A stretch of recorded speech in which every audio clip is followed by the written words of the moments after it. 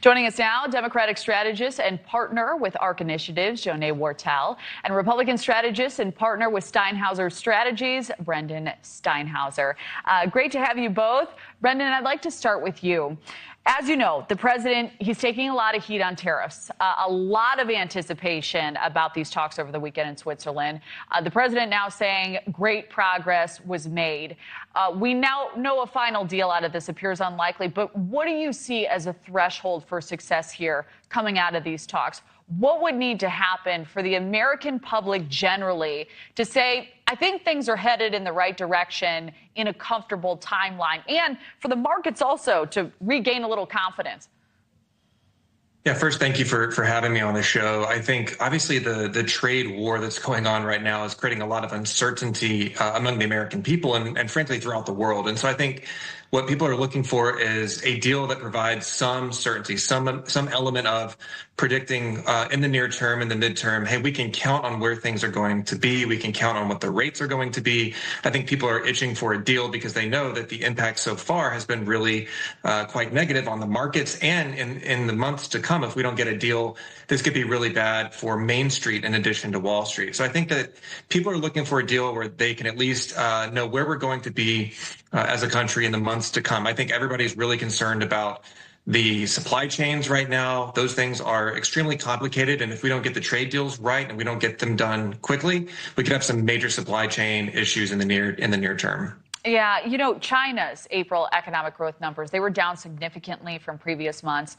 Some American manufacturers say they've been receiving a lot of orders for component parts and goods in lieu of China supplying those. Brendan, what do you make of the argument that those realities do put the U.S. in quite a strong position to negotiate? Yeah, I mean, you could certainly make that argument, but I think, again, we have to look at what history suggests. History suggests that when we have these sorts of situations with tariffs and with uncertainty in the global marketplace, it leads to bad outcomes. It can lead to recessions. It could even lead to a depression. And so I think most economists would say, you know, we're not in a good place right now. Yes, I understand the element of trying to negotiate and put out a position to start from and come in with strength. I think that's a good thing.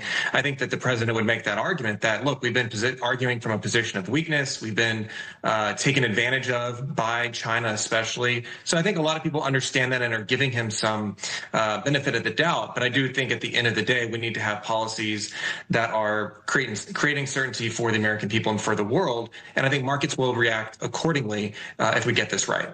You know, I'd like to look at this through the political lens as well, because it's really fascinating. One investor was quoted in Axios saying this, that politicians can handle bad headlines and even bad markets for a while, but there will be hell to pay if photos of empty Walmart shelves go viral. The only thing more powerful than loyalty to Trump is wanting to get reelected.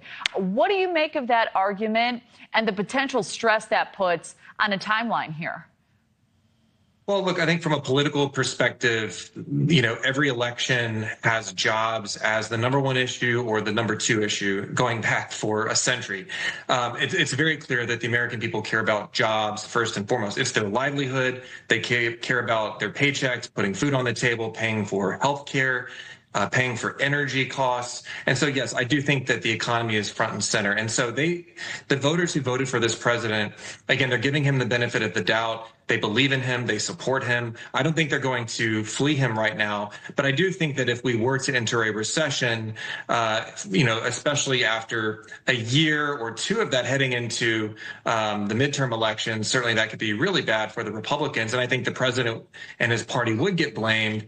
But I do think, look, the president had a fantastic first term, economically speaking. If he goes back to those policies, tax cuts, deregulation, trying to reduce spending, I think he can get us in a much better place economically. Just, you know, get the deals on the trade deal, get the trade war over with, cut the deals, and then focus on the policies that he pursued in the first term. Yeah, so many looking forward to the conclusion here.